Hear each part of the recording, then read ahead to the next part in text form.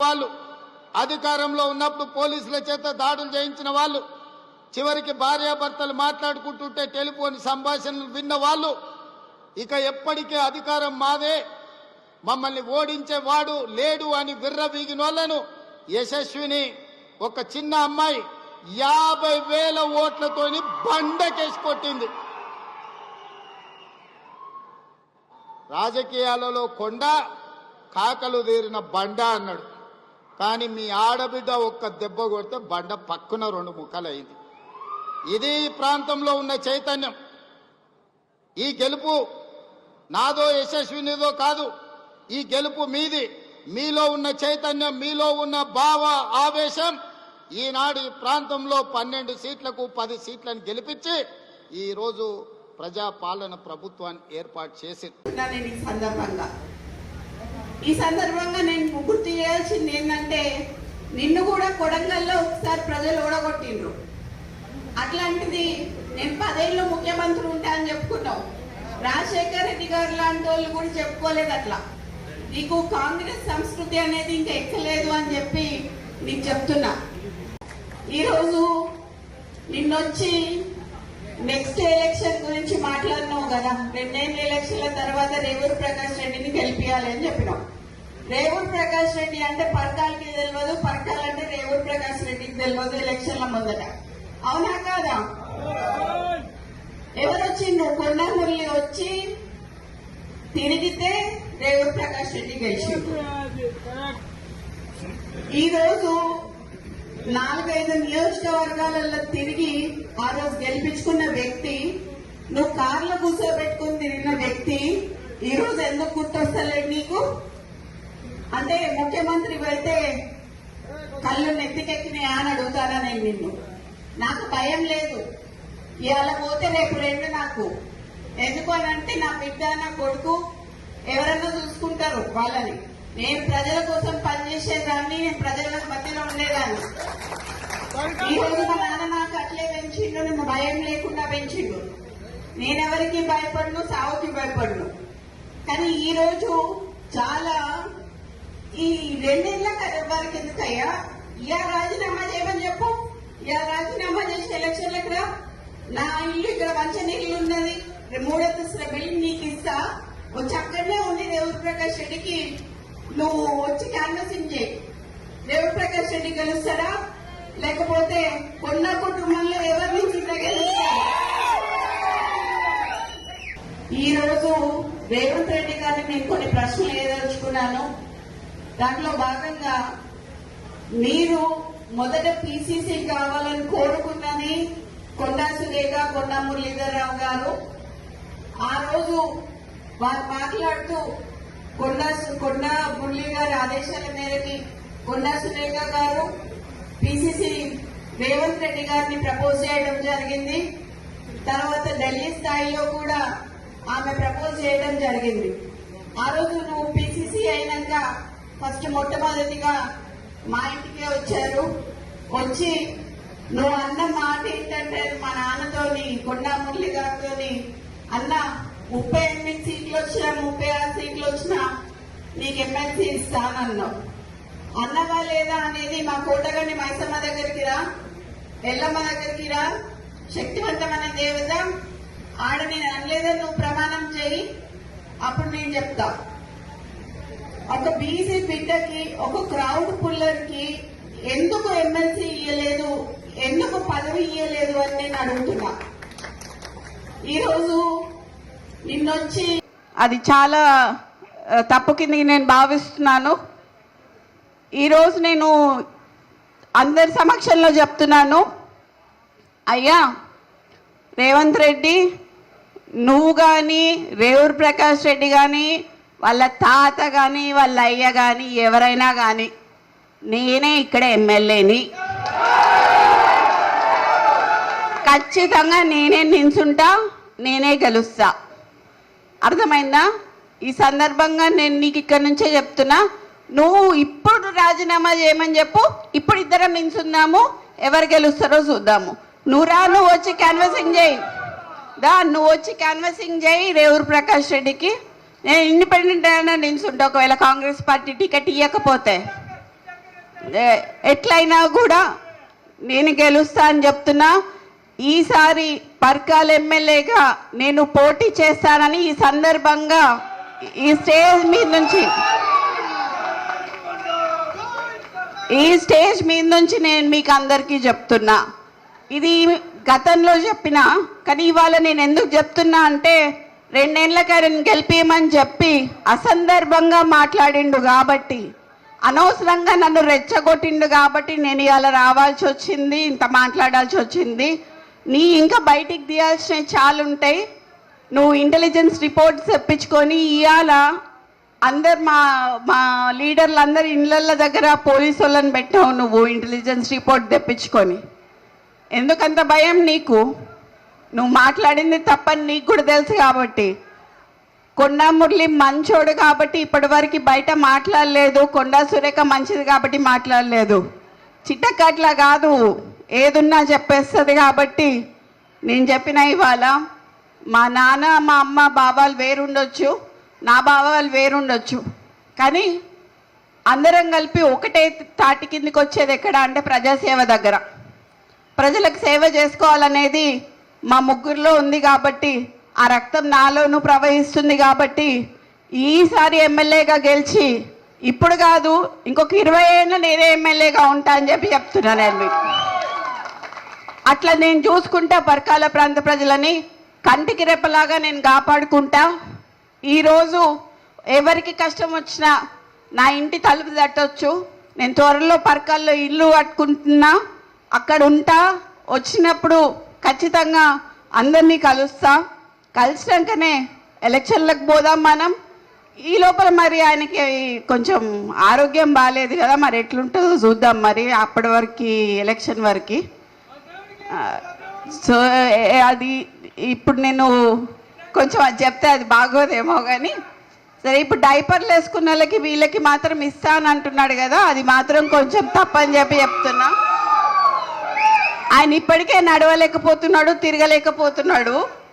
ఈయన మరి వృద్ధునికి 80 ఏళ్ళు వచ్చినానికి ఇస్తా అని చెప్పి అంటుంటే హాస్యాస్పదంగా అనిపించి మరి ఈరోజు రావటం జరిగింది. ఈరోజు నీ తమ్ముంది ఒక 200 కోట్లది ఒకటే చెప్పిన. ఒకవేళ ఎవరైనా నాకు కౌంటర్ ఇచ్చిండ్రు అనుకోండి, మిగతా అన్ని కూడా బయటికి తీయాల్సి వస్తుంది. సో ఎవరు కౌంటర్ ఇచ్చినా బయటికి తీసి సీతా దయాకర్ గారికి కూడా పదవి ఇచ్చినావు నువ్వు. సీతా దయాకర్ గారు ఏం చేసిండ్రయ్యా పార్టీకి? అసలు ఎక్కడ పార్టీ ఆమె ఎక్కడి నుంచి వచ్చింది? ఆమెకు చైర్మన్ పోస్ట్ ఇచ్చినావు నువ్వు. కొండా మురళికి ఎందుకు ఇయ్యలేదు అని అడుగుతానా నేను. మీరందరు అడగాలే. నేనే ఇక్కడ ఎమ్మెల్యేని, ఖచ్చితంగా నేనే నిల్చుంటా, నేనే గెలుస్తా. అర్థమైందా? ఈ సందర్భంగా నేను నీకు ఇక్కడ నుంచే చెప్తున్నా, నువ్వు ఇప్పుడు రాజీనామా చేయమని చెప్పు. ఇప్పుడు ఇద్దరం నిల్చుందాము, ఎవరు గెలుస్తారో చూద్దాము. నువ్వు వచ్చి క్యాన్వాసింగ్ చేయి. నువ్వు వచ్చి క్యాన్వాసింగ్ చేయి రేవూరు ప్రకాష్ రెడ్డికి. నేను ఇండిపెండెంట్ అయినా నిల్చుంటా ఒకవేళ కాంగ్రెస్ పార్టీ టికెట్ ఇవ్వకపోతే. ఎట్లయినా కూడా నేను గెలుస్తా అని చెప్తున్నా.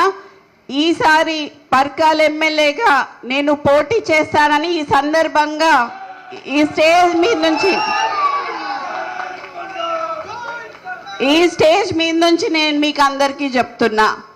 ఇది గతంలో చెప్పినా, కానీ ఇవాళ నేను ఎందుకు చెప్తున్నా అంటే 2 ఏళ్ళకి ఆయన గెలిపేయమని చెప్పి అసందర్భంగా మాట్లాడిండు కాబట్టి, అనవసరంగా నన్ను రెచ్చగొట్టిండు కాబట్టి నేను ఇవాళ రావాల్సి వచ్చింది, ఇంత మాట్లాడాల్సి వచ్చింది. నీ ఇంకా బయటికి తీయాల్సినవి చాలా ఉంటాయి. నువ్వు ఇంటెలిజెన్స్ రిపోర్ట్స్ తెప్పించుకొని ఇవాళ అందరు మా లీడర్లు అందరు ఇళ్ళ దగ్గర పోలీసు వాళ్ళని పెట్టావు. నువ్వు ఇంటెలిజెన్స్ రిపోర్ట్ తెప్పించుకొని ఎందుకంత భయం నీకు? నువ్వు మాట్లాడింది తప్పని నీకు కూడా తెలుసు కాబట్టి. కొండా మురళి మంచోడు కాబట్టి ఇప్పటివరకు బయట మాట్లాడలేదు. కొండా సురేఖ మంచిది కాబట్టి మాట్లాడలేదు. చిట్టకట్లా కాదు, ఏదున్నా చెప్పేస్తుంది కాబట్టి నేను చెప్పిన ఇవాళ మా నాన్న మా అమ్మ బాబాలు వేరుండొచ్చు, నా బాబాలు వేరుండొచ్చు, కానీ అందరం కలిపి ఒకటే తాటి కిందికి వచ్చేది ఎక్కడ అంటే ప్రజాసేవ దగ్గర. ప్రజలకు సేవ చేసుకోవాలనేది మా ముగ్గురులో ఉంది కాబట్టి, ఆ రక్తం నాలోనూ ప్రవహిస్తుంది కాబట్టి ఈసారి ఎమ్మెల్యేగా గెలిచి ఇప్పుడు కాదు ఇంకొక 20 ఏళ్ళు నేనే ఎమ్మెల్యేగా ఉంటా అని చెప్పి చెప్తున్నాను నేను మీకు. అట్లా నేను చూసుకుంటా పరకాల ప్రాంత ప్రజలని కంటికి రెప్పలాగా నేను కాపాడుకుంటా. ఈరోజు ఎవరికి కష్టం వచ్చినా నా ఇంటి తలుపు తట్టొచ్చు. నేను త్వరలో పరకాల్లో ఇల్లు కట్టుకుంటున్నా, అక్కడ ఉంటా. వచ్చినప్పుడు ఖచ్చితంగా అందరినీ కలుస్తా. కలిసినాకనే ఎలక్షన్లకు పోదాం మనం. ఈ లోపల మరి ఆయనకి కొంచెం ఆరోగ్యం బాగాలేదు కదా, మరి ఎట్లుంటుందో చూద్దాం మరి అప్పటి వరకు ఎలక్షన్ వరకు. సో అది ఇప్పుడు నేను కొంచెం అది చెప్తే అది బాగోదేమో కానీ సరే. ఇప్పుడు డైపర్లు వేసుకున్న వాళ్ళకి వీళ్ళకి మాత్రం ఇస్తా అని అంటున్నాడు కదా, అది మాత్రం కొంచెం తప్పని చెప్పి చెప్తున్నా. ఆయన ఇప్పటికే నడవలేకపోతున్నాడు, తిరగలేకపోతున్నాడు. ఈయన మరి వృద్ధునికి 80 ఏళ్ళు వచ్చినానికి ఇస్తా అని చెప్పి అంటుంటే హాస్యాస్పదంగా అనిపించి మరి ఈరోజు రావటం జరిగింది. ఈరోజు నీ తమ్ముందు ఒక 200 కోట్లది ఒకటే చెప్పిన, ఒకవేళ ఎవరైనా నాకు కౌంటర్ ఇచ్చిండ్రు అనుకోండి మిగతా అన్ని కూడా బయటికి తీయాల్సి వస్తుంది. సో ఎవరు కౌంటర్ ఇచ్చినా బయటికి తీసి సీతా దయాకర్ గారికి కూడా పదవి ఇచ్చినావు నువ్వు. సీతా దయాకర్ గారు ఏం చేసిండ్రయ్యా పార్టీకి? అసలు ఎక్కడ పార్టీ ఆమె ఎక్కడి నుంచి వచ్చింది? ఆమెకు చైర్మన్ పోస్ట్ ఇచ్చినావు నువ్వు. కొన్నా మురళికి ఎందుకు ఇయ్యలేదు అని అడుగుతానా నేను. మీరు అందరు అడగాలి. ఏమంటారమ్మా? ఇయ్యాలా వద్దా? అది కొంచెం ప్రెస్ వాళ్ళందరికీ మీ అందరికీ చెప్తున్నాను సార్, మీరు దయచేసి కొంచెం ఈ విషయాన్ని సీరియస్గా తీసుకోదలుచుకోవాలి అని చెప్పి మీ బ్యూరో చీఫ్లందరికీ నేను హృదయపూర్వకంగా మీకు చెప్తున్నాను. ఎందుకు అనంటే ఒక బీసీ నాయకుడిని మీరు చేయబట్టి ఈరోజు ఈ స్థాయి వరకు వచ్చినాడు ఆయన. ఎందుకనంటే మీరు పాత్రికేయ మిత్రులు చాలామంది హెల్ప్ చేసినారు ఆయనకి ఆయన కష్టకాలంలో ఉన్నప్పుడు. ఈసారి కూడా ఖచ్చితంగా అచ్చ కాంగ్రెస్ పచ్చ కాంగ్రెస్ అనేది మీరు ఖచ్చితంగా బయట పెట్టాలని చెప్పి మిమ్మల్ని నేను సవినయంగా కోరుకుంటున్నాను. ఈరోజు ఇక్కడికి వచ్చిన అందరికీ నా హృదయపూర్వక నమస్కారాలు మరియు పాదాభివందనాలు. నేను చెప్పాలనుకున్నది చెప్పిన దీనికి కౌంటర్ ఇస్తే మాత్రం నేను ప్రెస్ క్లబ్లో కూర్చొని ప్రెస్ నోట్ రిలీజ్ చేసి మొత్తం ఉన్నాయి అన్నీ బయట పెట్టాల్సి వస్తుంది. ఎలక్షన్లకు పోదాం మనం. ఈ లోపల మరి ఆయనకి కొంచెం ఆరోగ్యం బాగాలేదు కదా, మరి ఎట్లుంటుందో చూద్దాం మరి అప్పటి వరకు ఎలక్షన్ వరకు. సో అది ఇప్పుడు నేను కొంచెం అది చెప్తే అది బాగోదేమో కానీ సరే. ఇప్పుడు డైపర్లు వేసుకున్న వాళ్ళకి వీళ్ళకి మాత్రం ఇస్తా అని అంటున్నాడు కదా, అది మాత్రం కొంచెం తప్పని చెప్పి చెప్తున్నా. ఆయన ఇప్పటికే నడవలేకపోతున్నాడు, తిరగలేకపోతున్నాడు. ఈయన మరి వృద్ధునికి 80 ఏళ్ళు వచ్చినానికి ఇస్తా అని చెప్పి అంటుంటే హాస్యాస్పదంగా అనిపించి మరి ఈరోజు రావటం జరిగింది. ఈరోజు నీ తమ్ముందు ఒక 200 కోట్లది ఒకటే చెప్పిన, ఒకవేళ ఎవరైనా నాకు కౌంటర్ ఇచ్చిండ్రు అనుకోండి మిగతా అన్ని కూడా బయటికి తీయాల్సి వస్తుంది. సో ఎవరు కౌంటర్ ఇచ్చినా బయటికి తీసి సీతా దయాకర్ గారికి కూడా పదవి ఇచ్చినావు నువ్వు. సీతా దయాకర్ గారు ఏం చేసిండ్రయ్యా పార్టీకి? అసలు ఎక్కడ పార్టీ ఆమె ఎక్కడి నుంచి వచ్చింది? ఆమెకు చైర్మన్ పోస్ట్ ఇచ్చినావు నువ్వు. కొన్నా మురళికి ఎందుకు ఇయ్యలేదు అని అడుగుతానా నేను. మీరు అందరు అడగాలి. ఏమంటారమ్మా? ఇయ్యాలా వద్దా? అది కొంచెం ప్రెస్ వాళ్ళందరికీ మీ అందరికీ చెప్తున్నాను సార్, మీరు దయచేసి కొంచెం ఈ విషయాన్ని సీరియస్గా తీసుకోదలుచుకోవాలి అని చెప్పి మీ బ్యూరో చీఫ్లందరికీ నేను హృదయపూర్వకంగా మీకు చెప్తున్నాను. ఎందుకు అనంటే ఒక బీసీ నాయకుడిని మీరు చేయబట్టి ఈరోజు ఈ స్థాయి వరకు వచ్చినాడు ఆయన. ఎందుకనంటే మీరు పాత్రికేయ మిత్రులు చాలామంది హెల్ప్ చేసినారు ఆయనకి ఆయన కష్టకాలంలో ఉన్నప్పుడు. ఈసారి కూడా ఖచ్చితంగా అచ్చ కాంగ్రెస్ పచ్చ కాంగ్రెస్ అనేది మీరు ఖచ్చితంగా బయట పెట్టాలని చెప్పి మిమ్మల్ని నేను సవినయంగా కోరుకుంటున్నాను. ఈరోజు ఇక్కడికి వచ్చిన అందరికీ నా హృదయపూర్వక నమస్కారాలు మరియు పాదాభివందనాలు. నేను చెప్పాలనుకున్నది చెప్పిన దీనికి కౌంటర్ ఇస్తే మాత్రం నేను ప్రెస్ క్లబ్లో కూర్చొని ప్రెస్ నోట్ రిలీజ్ చేసి మొత్తం ఉన్నాయి అన్నీ బయట పెట్టాల్సి వస్తుంది. సో అందుకని చెప్పి ఇక్కడితో ముగిస్తున్నా. Thank you so much.